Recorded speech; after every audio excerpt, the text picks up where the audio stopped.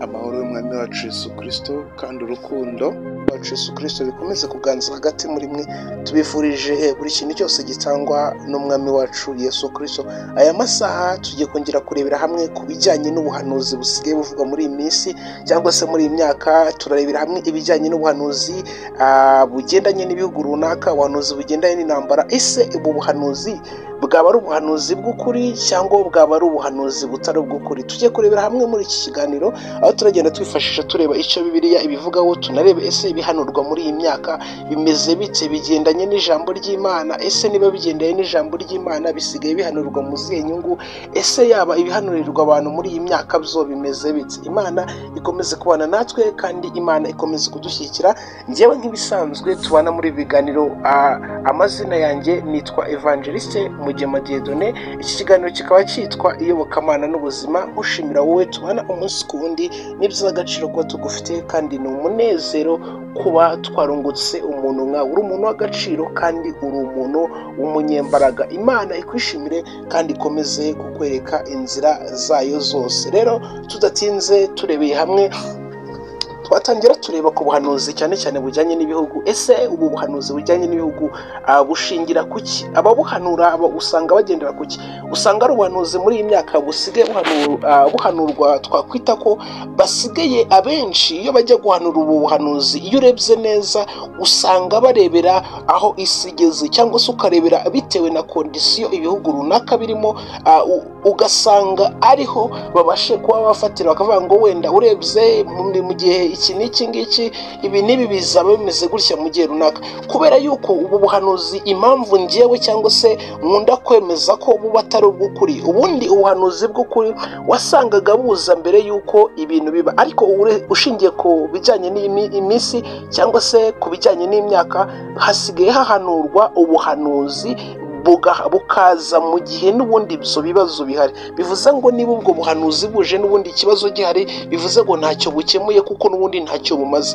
Bibiliya iyo usomye neza usanga niba haravuzwemo kuvuka k'umwami wacu Yesu Kristo, bikavugwa mu binyagihumbi cyangwa se bihagashira imyaka myinshi byaranditswe ko umwami wacu Yesu azavuka, bikarangira avutse. Nimba Aburahamu yarasezeranijwe umwana w'umuhungu akamusezera nyuma kandi abizi neza ko umugore we adashobora kubyara akazabasha kumubona, bivuze ngo ubwo buhanuzi bwabaga bufite ishingiro. Ariko ubuhanuzi bw'iyi minsi, bitewe n'inyungu cyangwa se bitewe n'indonyi abantu muri iyi minsi bakeneye, usanga buri kintu cyose byaraje mu mwanya w'ubuhanuzi. Ariko ndagira ngo nkubwire neza, uzasesengure neza, urebe nawe ufite amasezerano menshi wahawe. Iyo urebye neza amasezerano abantu benshi cyane bafite, ameze nk'aho ari tombora, ameze nk'aho ari amasezerano ari aho gutyo gusa, adafite icyo yica, adafite n'icyo akemura, mbese ntacyo atwaye kuko ari aho gutyo gusa. Abantu benshi cyane babayeho mu byiringiro by'uko ari byo bazageraho, nyamara iyo usesenguye neza usanga ibyo byose bakwijeje 90% bashobora kuba barabiguhanuriye kubw'inyungu zabo, kubw'icyo bari bagukeneyemo, cyangwa se kubw'ibyo bo bashakaga kugeraho. Ndabizi muri iyi myaka tugezemo ntabwo abantu dukenera kumva ibintu by'ukuri cyangwa se ngo dushake natwe kumenya ibintu byinshi cyane bitandukanye. Sinzi ukuntu umuntu yahanura akavuga ngo hari intambara, cyangwa se ngo hari intambara igiye kuzaza, n'ubundi intambara ihari. Bivuze ngo umuntu ibyo arimo arahanura, arimo aravuga ibiri kuri tere, aravuga ibihari, ntabwo ari kuvuga ibidahari, kuko aravuga ibihari. Urebye ubuhanuzi buhari, yaba ubuhanuzi bwo kuvuga ngo inzara, ibyorezo, turabizi neza ko uko byagenda kose nta minsi yashira ataje ibyorezo. Uko byagenda kose inzara ahantu ibyo ari byo byose hari ab'inzara igeraho, kabone naho harimo abaticwa n'inzara bitewe n'ubutunzi bwabo. Ariko urebye ubuhanuzi bwa none, ntabwo twashingiraho tuvuga ko akenshi 90% by'ubuhanuzi buhari usanga ari ibinyoma, kubw'ababuhanura, kubw'indonye zabo, cyangwa se kubw'ibyo bashaka, yaba gushaka kwamamara, yaba gushaka kumenywa. Mu minsi yashize naratangaye, nigeze kumva ubuhanuzi bw'umubyeyi umwe wigeze guhanura avuga ngo ku itariki ya mbere ati mu gihugu cy'u Rwanda hazaba ibintu bidasanzwe, ariko ku itariki ya mbere ukwezi kwa 3 2025 ndategereza navuga ngo iyi tariki bahanuye bimeze bite. Hari n'ubundi buhanuzi tumaze iminsi tubona ubuhanuzi bujyanye ngo n'ubuhanuzi bw'ukwezi. Nureba neza muzitondere buno buhanuzi, ababuhanura kenshi babuhanura bagendeye ku marangamutima y'abantu, babuhanura bagendeye uko isoko ry'ubuzima rimeze, cyangwa se babuhanura bagendeye uko iyi si imeze. Sinzi haracika igikuba bakumva wenda mu ruhande rumwe harimo ikibazo, ugasanga bazanye ubwo buhanuzi kubera yuko birahita bikubitana bigahurirana na bwa buhanuzi, cyangwa se bigahurirana na bya bindi birimo biravugwa. Ugasanga abantu benshi cyane ibintu bashingiraho, usanga bashingira ngo mu Rwanda intambara, muri Kongo hazaba intambara, no mu bindi bihugu bitandukanye. Harimo n'ubuhanuzi nigeze kumva kare umukozi w'Imana umwe, cyangwa se uwo twakwita nk'umuhanuzi, ntabwo nzi ngo akorera nde, simbizi, ntabwo nshaka kubimenya, avuga ngo muri iyi minsi cyangwa se ngo mbere ahangaha ngo ibihugu bigera muri 4 bizarwana. Nshuti mwene data unteze amatwi, kuva na kera intambara zahozeho, ariko icyakwereka ko abahanuzi ba kera ibyo bahanuraga byariseri, cyangwa se urebye Bibiliya kuntu yanditswe, usanga ko abahanuzi ibintu babihanuraga mbere yuko bitangira no kuzaba, bikazajya kuba byaravuzwe bikazaba, kandi niba baravuze ngo ni mu mwaka uyu n'uyu, ibyo bintu bahanuye n'abazabitera ugasanga niko bimeze. Ariko ubuhanuzi kugira ngo uzasesengure neza, uzicare ku gatebe wumva ubuhanuzi buhari muri iyi minsi, usanga niba ari umunyarwanda arahanurira umuperezida w'ahandi, usange niba wenda ari uwo muri Kongo arahanura umuperezida w'ahandi, kandi usesenguye neza ubuhanuzi bwa kera, nta muperezida yaba ari mu gihugu, iyo yabaga ari ngombwa akahanurira uwo muyobozi uko yabaga akomeye kose, yaba umwami, byabaga ngombwa akamuhanurira. Ariko iyo usesenguye neza usanga abo hariya nibo bahanurira abo hakurya y'iwabo, abariya, ugasanga nyine ni ibintu byivangavanze. Ikindi kintu uzarebera kuri ubu buhanuzi bw'iyi myaka, nubwo bishoboka ko ari byo baguhanuriye bigasohora, akenshi usanga baguhanurira ibintu bumwe bigasohora atari uko babigizemo, cyangwa se atari uko wenda hari n'Imana yavuze. Kuko bivuze ngo harimo ibintu twisangamo mu buzima, harimo ibintu uko bizagenda kose mu buzima tuzahura nabyo. Nimba uri umusore, imagine uzashaka uko bizagenda kose. Ni bangahe bahanuriye ko bazakora ubukwe ntibabukore?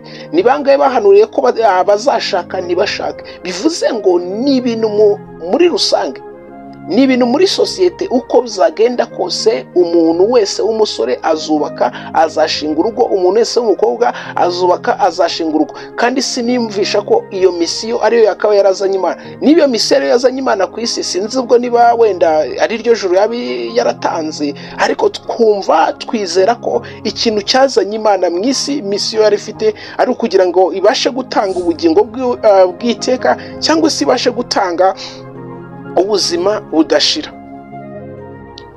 Niwitegereza neza nshuti mwene data, ukareba, uzasesengure, urebe ubuhanuzi wahanuriwe, urebe ubuhanuzi buri gusohoka ubu ngubu, nubishyira mu nyurabwenge ukareba neza, uzasanga ko benshi kuba babihanura bigendeye ku marangamutima y'abantu, babihanura bigendeye bitewe n'iby'abantu bashaka. Bibiliya iravuze ngo mu minsi y'imperuka hazaza abahanuzi b'ibinyoma, ngo bazayobya benshi. Bivuze ngo hazaza benshi biyitirira Kristo, ariko nyamara ngo badafite kwera muri bo. Bivuze ngo bazaza bagaragaza ko bari mu nzira y'agakiza, bari mu nzira y'umusaraba, nyamara bafite indi misiyo bo bahagarariye, cyese bafite ibindi bintu bashaka. Ariko ibintu muri iyi minsi ukwiye kuzitondera. Jya witondera ubu buhanuzi bwose ugenda wumva. Hari ubwo wumva bukagutukura umutima, hari ubwo wumva ukumva bugoye, hari ubwo wumva ukumva bukomeye. Nshuti mwene data, ujye ubanza utekereze neza, ufate ubuhanuzi wumvishe hakurya,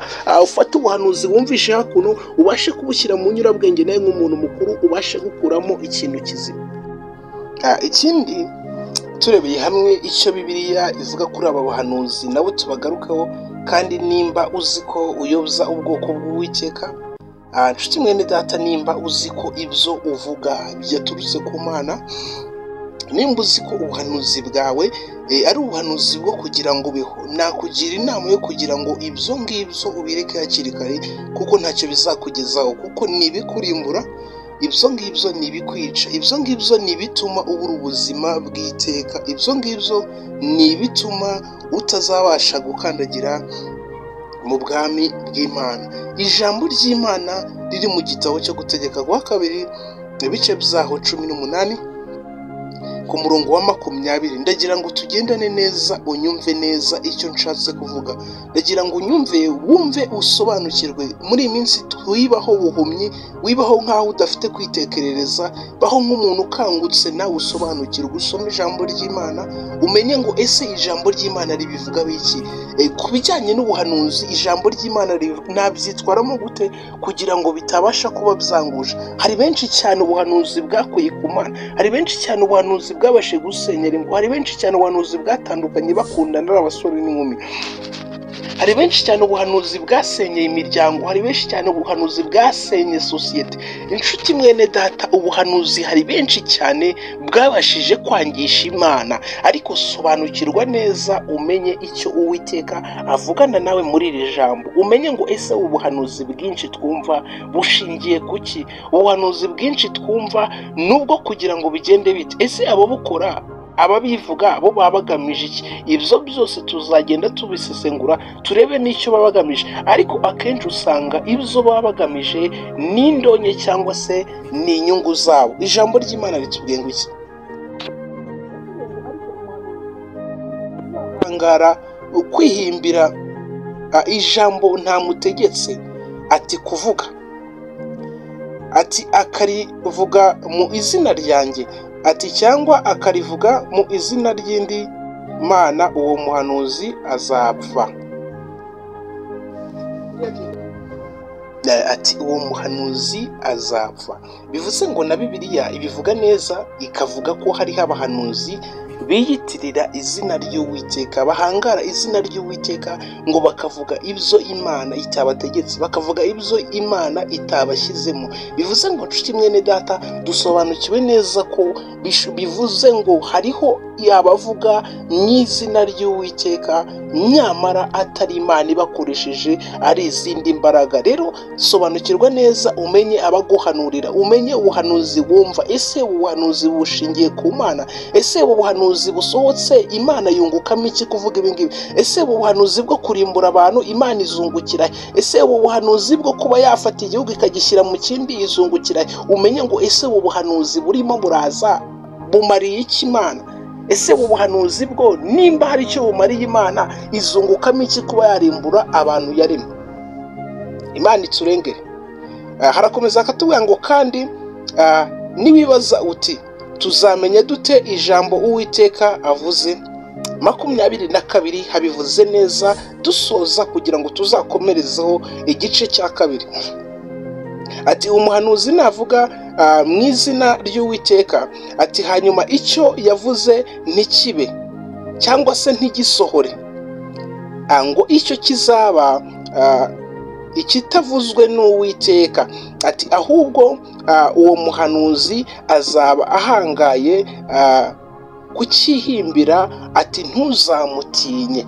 Nshuti mwene data, abahanuzi harimo abantu benshi cyane babitse mu bwoba. Sinakwemeza ko bose ari abahanuzi, kuko tumaze kureba neza dusanze ko hari n'abahanuzi b'ibinyoma, dusanze ko hari n'abahanuzi bihimbira ibyo kuvuga, dusanze ko hari n'abahanuzi babasha kuvuga bitajyanye n'ubushake bw'Imana. Rero nshuti mwene data, icyo nagiraga ngo umenye, sobanukirwa abaguhanurira, sobanukirwa inzira unyuramo, sobanukirwa uburyo ki ugendana n'Imana yawe, bitazisanga utandukanye n'Imana nyamara Imana yagukundaga kubera ko wabashije kugendera mu kigare. Kubera ko hari n'abantu, sinatinya kubivuga, hari abantu babayeho mu kwaha kw'abahanuzi, yumva ko atabanye n'umuhanuzi atabaho, yumva ko atamuhanuriye iminsi ituma yisunika, yumva ko atahanuriwe atakira. Nshuti mwene data, ntabwo dukira kuko baduhanuriye, dukira kuko Imana yashatse ko dukira. Nshuti mwene data, ntabwo tubayeho kuko baduhanuriye. Nta muhanuzi uzakongerera imyaka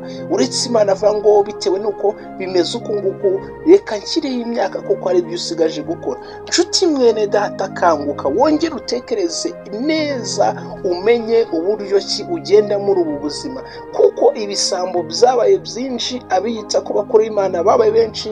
Mbese muri make benshi babashije kuyobya benshi biyitirira izina ry'Uwiteka. Turagushimiye ko abanye natwe kandi n'iby'agaciro gakomeye kuba udutiza amatwi yawe tukabana muri ibi biganiro byose. Imana iguha umwuka wera wo kumenya no gusobanukirwa inzira ucamo, utazisanga bakunyujije mu nzira itarateganirijwe abagenzi. Uwiteka ari mu ijuru n'isi aguhire kandi akwambika imbaraga z'ubushobozi mu mpande zose, kandi tubifurije kudacika intege cyangwa se kudakangwa n'ibyo mwumva akenshi usanga ari ibihuha kubw'inyungu z'ababivuga. Ntabwo ntinya kubivuga, usanga ari ibihuha, usanga ari ibihimbwe nabo uko bo hari icyo bagambiriye cyangwa se bashaka kugeraho mu buzima bwabo. Uwiteka aguhe umugisha kandi ngusabe umugisha n'inkunga ikomeye. Sangiza bene data ubu butumwa kugira ngo dukomeze twese kubakana uyu murimo, kugira ngo tubashe gukomeza kugenda muri uru rugendo rugana mu ijuru tudahuye n'abatuyoboza bakadutandukanya n'Imana. Ari mwene so Evangeliste Mugema Dieudonné. Shalom, shalom, shalom.